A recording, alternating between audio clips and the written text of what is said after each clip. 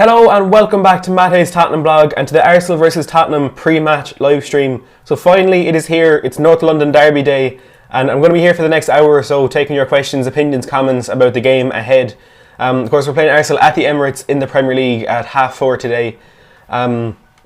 Look, to be honest, it's shaping up to be a really interesting game, and while form would point towards Arsenal, we all know that a derby, all form goes out the window, everything goes out the window, and it's down to that 90 minutes when the players are on the pitch, and it's looking to be a good one. Now before I get started, I just have a few quick announcements to make. First of all, I want to thank everyone for getting me to 1,500 subscribers. It really does mean a lot, and I know people say that, but it genuinely does mean a lot to me. I didn't expect anything to happen with this channel when I started it, but I will be doing a giveaway very soon. Of course, my first one didn't work out very well. The prize wasn't claimed in time, so I'll be doing that one again. So if you want to stay tuned for your chance to win a free Tottenham jersey. I also, as I said, I have a big video coming out very soon with a load of different Tottenham creators. It has been delayed by a bit, but I can say that there'll be 4 YouTubers in it with me. They are Tottenham Reese, Lee the Dorset Spur, Ben Spurs 21, and We Are Tottenham TV. So I'm really excited to get that one out. I'll be, kind of finishing it up very soon, and I hope to have it out over the international break. To have some sort of content, so we're not waiting until the games come back to have another video. So I'm really excited about that one, so make sure you stay tuned for that. And also, as usual, I have a few links down in the description, Facebook group, also my Fantasy Football League and my second channel, which I haven't started uploading on yet, but I will be very soon. It's just a more broad Premier League channel. So if you want to go and check that out, again, link will be down in the description below. So what I'm going to be doing today, as I said, I'm going to be taking your questions and stuff. I'm going to do a predicted lineup, kind of my prediction, a score prediction, and how I see the game going. There's no doubt, as I said, that it's going to be a very interesting game, and I think with our lineup there's a lot of different things that Pochettino could go with. There's a bit of questions about who's going to be playing at right back, and then if it is Sissoko out there, it opens up a few more questions about the middle of the park. Of course, if Sissoko goes out to right back, all of a sudden Winks is our only recognised defending midfielder that can play in position. So I think injuries, like it did last season, is already taking a big toll on us this season, which is really disappointing. So the season is obviously this is just our 4th game, and you kind of have to ask questions: where are all these injuries coming from? How are they happening to us and no one else? It is quite frustrating, but look, it is what it is, and we thankfully, because of the few signings that we did make in the window, there is still there's still a lot for us to work with, even though it's not ideally what we would have. So I think obviously it's going to be Hugo Lloris in goal. I think Danny Rose will keep his position in left back. In centre back, I really don't know if we're going to see Jan Vertonghen come back, because I was saying in my team news video on Friday that I kind of hoped he would come back, and I almost expected it. But with the team that we're playing with, Arsenal's front 3, I think pace would be a lot better, and there's no doubt that Davinson Sanchez does have a lot more pace than Jan Vertonghen. And while there is a massive gulp in class there, Vertonghen just is simply a better defender. And with the form that Sanchez has shown this season, he's been very poor. Although a lot of the team has been, he's certainly one that has stood out as one of our weakest players this season. So it's really, it could be anyone's position today. For my prediction, I'm going to go with Jan Vertonghen, just because I think he is obviously a more experienced centre back, and we could do with his leadership at the back, which we have certainly lacked over the first few games of the season. So I'm going to go with Jan Vertonghen alongside Toby Alderweireld there. And then as for the right back position, there's no doubt it's between Serge Aurier and Moussa Sissoko. Now, I never felt, when we were still in the transfer window, people were kind of saying Sissoko could play out in that right back position, and I never was someone who, I was never really a fan of the idea, to be honest, because he's not a player who's played wide for us first and foremost, but as a right back he's going to have a lot of defensive responsibilities, but he's also going to have he's going to be needing to have a good final ball when he gets into the final third, which isn't something that we can really say he's been a part of his game since he did join Tottenham. So there are certainly benefits and good reasons to have him there, but I feel as though ideally it will be someone like Serge Aurier, who isn't naturally a right back and probably more reliable in that position. But not only that, it opens up that chance to put Sissoko in the middle of the park, which I think is absolutely necessary, because we can't just have Harry Winks in there. We're of course missing Eric Dyer, Tanguy and Ndombele still out, and players like Eriksen, Ali, Lo Celso, who have in the past been known to play in that deeper role. I think we will need their creativity in the more advanced areas. And I know Lo Celso won't be starting the game today because Pochettino even said it. There's not much of a chance for him to start, but he will be involved in some capacity. So I think it is very important to get Winks and Sissoko in those deeper roles. Now, for the three behind the striker, Ali is back, but I don't know if he's ready to start now. I don't know if he's fit enough to go straight into the first team. So I think our options are probably Eriksen, Son, Lucas and Lamela, because as well with Lo Celso, as I said, Pochettino doesn't seem to think that he's fit enough to start just yet. So I think Eriksen has to go in straight away. He has to be in that team because, I mean, we saw how much we missed him in the first 60 minutes against Aston Villa, and especially in that game against Newcastle. On the wings, even though Lamela has probably been one of our better players this season in terms of end product and stuff like that, I think ideally we would have Son and Lucas because their pace can really catch out Arsenal, because we know that Arsenal they'll play attacking football because they're at home, it's a derby, it's what they're going to do, so we can have that pace to catch them out. They've said Kolasinac more than likely playing in left back, who isn't the strongest defender, and Maitland-Niles playing in right back, who isn't a defender at all, he's actually a centre midfielder. So I think Son up against Maitland-Niles could be a really good battle that we would probably win. And then of course it will be Harry Kane up front. I see someone asking, is Ndombele fit? He's not. He's going to miss the game today. Still that thigh injury that he picked up before the Newcastle game. He's not involved in France's squad for the international break, but Pochettino said he does expect him to be fit after that break, and he'll be straight back into the team for our game against... It's actually just escaped my mind now who we're playing. But he will probably be back after the international break. And I think it's a bit of a worry how much we missed him in that game against Newcastle. I know there's a few other factors as to where that really, really awful performance came from, but I feel like in that midfield we were just lacking a bit of strength, a bit of power, and someone who could, put his foot in the ball and pick out those forward passes. That player for us usually is Winks, but unfortunately he hasn't been at his best so far this season. But it was a bit worrying the way we missed Tanguy and Ndombele. And there's actually been a news on the transfer front with Paulo Dybala. Now, I put out my video last week saying that Tottenham are back in talks with Paulo Dybala from a very reliable source, Football Insider 24/7. And around the same time they released news that Wanyama was going to Club Brugge for 12 million, and of course that seems to have come true. They also said Alderweireld is going to be signing a new contract, which again looks like it will be happening very, very soon. So it does look like Tottenham are back in talks with Dybala, and they're looking to conclude a deal very, very soon that would see Dybala sign in advance and then join us in January. Now, when I released that video, naturally there were a lot of people who were very sceptical. They weren't too confident that is a deal that could be completed. But Juventus have now come out and said that Paulo Dybala will 100% be staying at the club this summer. So they're not willing to sell him. There's 2 days left in the European window. They're not going to be selling him. And I think it's no surprise that has come straight after Neymar's move to Barcelona has fallen through, and Neymar will now be staying at PSG as well. So that obviously as a transfer for Paulo Dybala will not be happening. So very good, exciting news, because when I released that video about Dybala, I think it was the day after Barcelona made some good progress in that deal to sign Neymar. But of course that's not going to be happening now. So Dybala will be staying at Juventus, and we know they were willing to let him go to when the English window is still open, so it's not exactly that they want to keep him for the long term. He doesn't seem to be in Maurizio Sarri's plans, so this is certainly a deal we can conclude in January. And also Bruno Fernandes, someone is willing to join Tottenham.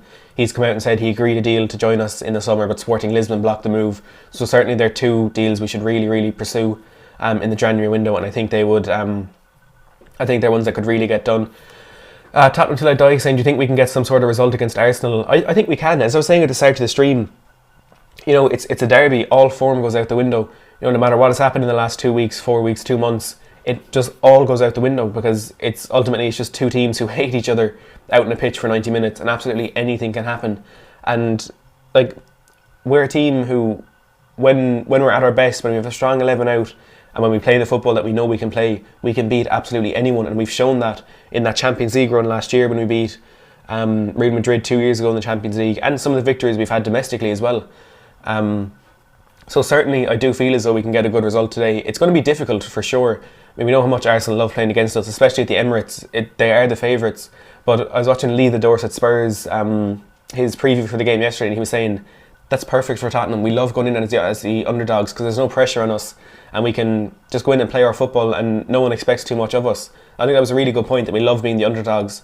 So I think and you're saying that as well, Tottenham till I die. I like that we are underdogs, and that could work out in our favour. Now, Jono's asking, why would Dybala join Tottenham, a club that has gone stale and never win anything? Well, I certainly wouldn't say that we've gone stale, because we're in our best run of form now, our best run in almost 20 years, so we're certainly on the way back. But from the outside, it's a really exciting project that Pochettino is building at Tottenham. I mean, look at a player like Paulo Dybala, who's Argentinian, and Pochettino, who's a bit of a legend in the Argentinian football scene, I suppose. It would be exciting to join Tottenham, because you're looking at the football that we play, and I'm sure someone playing in the Serie A doesn't watch too much domestic football in England. So watching European football, he'd see that we made it to the Champions League final last season, and he'd see that we got results against Dortmund, against Man City, against Ajax. And it is an exciting project from the outside for someone with a chance to come in and join.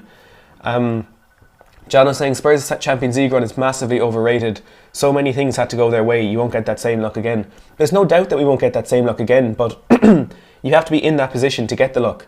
I mean, we were halfway through our group stage with 3 games played, 1 point, which obviously we need a bit of luck to get out of that. But we managed to grind out that victory against PSV. We managed to beat Inter Milan, and then we went to the Nou Camp and we got a point. So we absolutely deserve that. We walked over Borussia Dortmund in the last 16, and we got a bit of luck against Manchester City with that VAR decision in the last minute. But you can't say we didn't deserve it, because we scored 3 goals. We went away to the Etihad, which is one of the most difficult places for any team to go, especially an English team. And we went there and we scored 3 goals, and we were in that position to get the luck in the last minute. And as for Ajax, that comeback, we went 3-0 down, but it's not luck that we came back and scored 3 goals against them. That was an unbelievable game of football, and you can't say a run to the Champions League final is overrated when we drew the teams that we drew. We were in another group of death. Then we got one of the best teams in Germany, the English champions, and then an Ajax team who had already knocked out Real Madrid and Juventus. There's absolutely no way you can say we didn't deserve it. It was an unbelievable run. Sutherlock saying, while Lo Celso go unmentioned, second highest scoring midfielder in Europe. I think Lo Celso, when that first broke and when we were first hearing about him potentially joining Tottenham, it was a really exciting move, and it was one that we all wanted to see go through. But ultimately, in the end, while we are still excited to have him in the team, I think because in the last week or two of the window, he was so overshadowed by the potential Dybala move. I think it was a bit of an anticlimax when it was just Lo Celso coming in and we didn't have Dybala or we didn't have Bruno Fernandes. So while it is a move that we were all really, really excited with, I do think that Dybala one falling through on deadline day, just kind of a bit of a downer on it, to be honest. It was really disappointing that we didn't get Dybala. But as I said, Lo Celso was a really good signing, and as you say, second highest scoring midfielder in Europe. Interestingly, the highest scoring midfielder is Bruno Fernandes. But certainly Lo Celso is a great signing, and I think when he does get back to match fitness and he does get into starting games and stuff like that, he will show just how good he is, and he could be even on the level of Christian Eriksen, if not better, because we've seen what he can do, especially kind of with PSG. He wasn't at his best, but he showed these little moments of quality, and at Betis last season he was one of their best players, and as you say, he scored a lot of goals. Tottenham till I die saying Pochettino seems really happy, and that's something that definitely surprised me with that press conference on Friday, or was it Thursday, whenever it was. He seemed really happy, and he was back to his old self. He's like making jokes, he was messing around with the journalists and stuff, and we haven't seen that from him in quite a while. And I think it's no surprise that has come so close to the end of the European window. It looks like there are those situations within the club have been sorted out, and that players like Christian Eriksen, Toby Alderweireld, Jan Vertonghen, those situations are fixed, and it looks like they will be staying at the club this summer or this season. So I certainly think that is what has kind of allowed him to be a bit more relaxed, a bit happier in his press conference, and it's great to see. And he said, when he's been asked in the past, are you staying at Tottenham, he's kind of answered it in riddles, saying, oh well, from now I'm happy, but you never know what can happen tomorrow. And he answered it before, and he said something about a cow watching a train, and it's just similar to that Eric Cantona speech on Thursday. Just really strange things that you kind of have to analyse, but you can never really know what he's saying. But on Friday he said in no uncertain terms, I'm staying at Tottenham Hotspur, I don't want to leave, I'm happy here. And he said, he's been here for 5 seasons, but now version 6.0 of the Mauricio Pochettino software is starting. He's really happy at Tottenham, and it's great to see. Dylan Burke saying, any update on Eriksen and Toby contract deal? Well, it looks like Toby Alderweireld will be signing a new contract. I put out a video last Thursday if you want to go and watch that. It looks like he has now decided to stay at Tottenham, and he will be signing a new contract at the club. As for Christian Eriksen, there's been nothing yet, But that's not too much of a surprise, because I imagine he would have been holding out for a move laid down in the window. But right now, that doesn't look like it's going to happen. So I do imagine he will sign a contract over the next few weeks or months. It would probably be just to retain value so we can sell him for a bit in January or next summer instead of letting him go for free. But it looks like we will get something if either of them leave. Alderweireld will probably sign a contract now very soon. Eriksen, I'd say before the January window, will put pen to paper. John was saying the gap between Liverpool, City and the rest is absolutely enormous. And certainly it is. We saw that last season. But I don't think it's impossible for teams to catch up. Because, like, Liverpool especially this season, they haven't been the most convincing. They haven't played the best football in the world. They've looked dodgy at the back. And I know that's because Alisson obviously isn't there. But while at the moment they certainly are, the gap is absolutely enormous. It's nothing that can't be made up. Just out of curiosity, John, what team do you support? I know it's majority of Tottenham fans in here. I was interested to know what team you follow. Tottenham Till I Die saying, I feel Aubameyang doesn't do much. Dr. Poe74 saying, I'm happy that we are underdogs going into the derby. Less pressure on us and we can play our best football, hopefully. Which, as I was saying a while ago, is a really good thing for us. We really enjoy that. And I think that may have played a part in our Champions League run last year. Got into that group with Barcelona and Inter Milan. Obviously Barcelona were the favourites to go on and win it, but I think between us and Inter Milan, especially after that first game when they beat us, it was kind of a feeling, this is it for Tottenham. They'll be down in the Europa League again. And in the second half of that group stage, we managed to claw it back. We managed to get out of it. And then with the majority of our draws as well, Borussia Dortmund and Manchester City, and then Ajax, because they'd already beaten the likes of Real Madrid and Juventus, I think people were just expecting us to buckle under the pressure. But we came through it. Unfortunately, we couldn't do it all the way. We were obviously beaten in the final, but we love being underdogs. And it looks like that's what we are today. Now, before I continue, if you are enjoying this stream, please don't forget to give it a big thumbs up. That really helps me out. Spurs saying score predictions. Put your score predictions in the chat. I just want to see what you think as well. But for me, realistically, without trying to be biased, I think we will see a draw. It could be a boring 0-0 draw. It could just about be a 1-1 draw. But looking at the quality that the two teams have in attack and how dodgy the defenders of each team has been so far this season, it could be a really high scoring game. You could see another 4-4. You could see a 4-3, a 4-2, a 3-3. It could be absolutely anything today. And I'm really excited to watch it. I'm actually going to be watching it at work, so I'll be surrounded by Arsenal fans, unfortunately. But it's going to be a really good game, and I'm really excited for it. Just getting your score predictions here. Spurs is saying 2-2. GTA Moments is a Tottenham fan, but he's saying 2-1 to Arsenal. Tottenham Till I Die is saying 2-1 Tottenham, and Sutherlock is saying 4-1 Tottenham. So a few Tottenham wins in there, one very optimistic one towards the end. But it's good that that's the feeling in the camp at the moment, that we do think we can go and beat them, especially with the week that we've had. I suppose that was kind of resolved on Friday with Pochettino's comments. Dylan Burke saying, I'm a hardcore Spurs fan, but what do you think of Harry Kane against the top six? I don't think he shows up. I don't feel he shows up against any except Arsenal and sometimes Chelsea. He seems to suffer against the top six because of his pace and being man-marked. Well, I mean, I think that's always going to be the case. If you look at like some of the top strikers in the Premier League in recent years, mainly Romelu Lukaku, it's hard to score against the top teams. It really is. I know Sergio Aguero was certainly an exception to that rule. He's probably one of the best strikers that has ever lived, and he does score consistently against the top teams. But as you say, Harry Kane, I think he's played 8 games against Arsenal and he scored 8 goals. Only one time did he fail to score.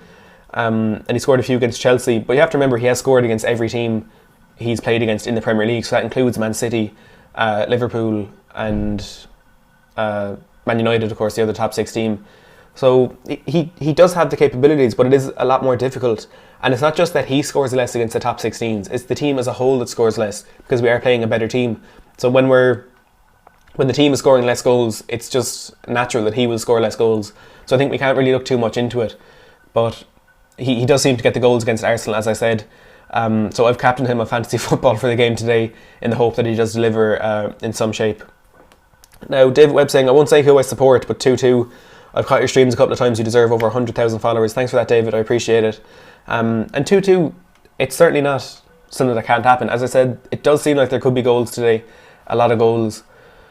And it'll probably be an even game, to be honest, unless one team just completely fails to show up. And you'd imagine if that does happen to one team, it will probably be Tottenham. But I think we will show up and have a good performance. Now, Kai Cal 7 is saying his lineup will be Lloris in goal, Aurier, Jan, Toby and Rose, then Winston, Sissoko in the midfield, Ali, Eriksson and Son behind Kane. And that is probably last season was our best lineup, with obviously Trippier instead of Aurier. So it is a really strong team and certainly one that can beat Arsenal. Tottenham till I die saying, I hope, or will you play 3 at the back? Kai, I think, was making a good point. We can't play 3 at the back against their attack. If they do have that amazing front 3, it's going to be one-on-one with each of those players. I think that's too much of a risk to take. I think it will be 4 at the back. GTA Moment saying, I hope Poch starts Eriksson and Vertonghen today. What do you reckon? I think he will. He has to start Eriksson in my opinion. He can't risk not putting him out on the pitch. I think he needs to play him. Vertonghen is not as important to play him, because I think if Sanchez does play, his not contract's really the question there. His pace will really help against that Arsenal lineup. But certainly there's a lot of different options that we do have. And that one there, Sutherlock saying, I think in Kane's contract is the reason he started over Lucas in the Champions League final. I just think it's because he is Harry Kane. I mean, when he's fit, especially in a game as important as that, you can't leave him out of your team. And it was a massive blow, and it was a bit unfair on Lucas that he was the man who was dropped. But I don't think you can go into a Champions League final and not play your highest goal scorer, you know. Bailey Jones saying, do you think Vertonghen will play? As I said, it's a possibility, but look, again, with Pochettino, you never know. But I think whether it is Vertonghen or Sanchez, both of them have their good sides to it. Both of them have their downfalls as well. But I don't know if Pochettino would be willing to put him straight back into the first team in the starting lineup against the attack that Arsenal do have, considering he hasn't played a competitive game since the Champions League final. Bailey also saying, I think Moore's pace will be a big asset in a game like this, which is so true. As I've said, with Arsenal playing their attacking football, we know they like to play a high line. Having players like Son and Lucas being able to run in behind would be absolutely amazing for us, and they could really cause Arsenal problems. So I'm looking forward to seeing hopefully the pace in the lineup. And you know, as the game goes on, bringing someone like Lo Celso on around the hour mark again, he is quick. I know he's more of a playmaker, but he does have a lot of pace about him. He's kind of a quicker version of Eriksson, I suppose. So him coming off the bench as well, and Lamela, if that is the lineup, of course, could really cause Arsenal problems, and it could be the difference in the game. Tottenham till I die saying, I don't think Aurier will play, so who will play right back then? Our only other option would be Moussa Sissoko, and obviously that's not ideal. That's not he's not a right back, but he did well, I think, when he went there against Newcastle. He created a few chances, but I don't think he's reliable enough. I don't think he's consistent enough to make it in a good impact in the game against a team like Arsenal. So I think ideally it would be Serge Aurier, but it certainly could be Sissoko as well. So the lock saying, Pepe overrated. 22 goals is impressive, but 9 or 11 pens included. Looks like he can't finish. Yeah, he scored a lot of penalties for Lille last season. I think almost half of his goals were from the penalty spot. But, you know, you can slag that as much as you want, but he got the goals. I mean, we've seen from United, it's not a given that you're going to score with the penalty, so you have to have someone there who can put them away. And for Lille last season, it was Pepe, but he's already looked a bit disappointing in front of goal. He had a really good chance against Liverpool, which he really messed up.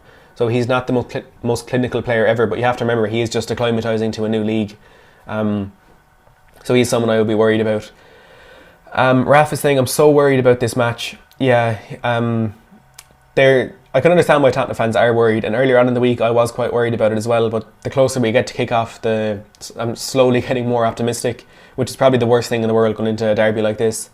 But look, as I said, it can go any way. They can beat us 5-0, we can beat them 5-0, or it can be a 0-all draw. You know, absolutely anything can happen. And you know, it's obviously you can make a prediction and say, oh, I think it's going to finish 2-0, I think it's going to finish 3-2, but ultimately no one knows what's going to happen when those players get out on the pitch and it's 11v11. Absolutely no one knows what's going to happen. And Raf with praying emoji and 5 fingers crossed. It's kind of what we need at the moment. Yeah, it's going to be a great game either way, and I think for the neutral fan, this is going to be the best game of the weekend, because there are no other big teams playing each other. I think Everton against Wolves today would be a good game as well. Harry HD saying 2-1 Tottenham, Kane and Sonny. I think we'll go 1-0 down at half time. Now we did go down 1-0 there last season. They scored an early goal and we scored 2 just before half time, and obviously they turned it around again. But we know we do have the ability to turn a game around like that, so I certainly wouldn't rule that out either. And Harry HD also saying Eriksson to start, which I think is something that we really need to see today. Now I know the stream has been really short, but that is all I have time for today. I have to go into work, which I will be watching the game there, so I won't be able to stream after the game today. But I will be streaming tomorrow. Whatever way the game goes, I'll be streaming to get your reaction and stuff like that. So as I said, I'm doing a giveaway very soon if you want to stay tuned for that. And I have a video coming out in the next week or two with a load of different Tottenham YouTubers, including We Are Tottenham TV. So I'm delighted to say I'm making a video with them. And also, when this video is uploaded again afterwards, I'll have links in the description to my Facebook group and my Fantasy Football League as well. And thanks very much, Sutherlock. Thanks very much to everyone who has watched. Let's hope we can go out and beat Arsenal today.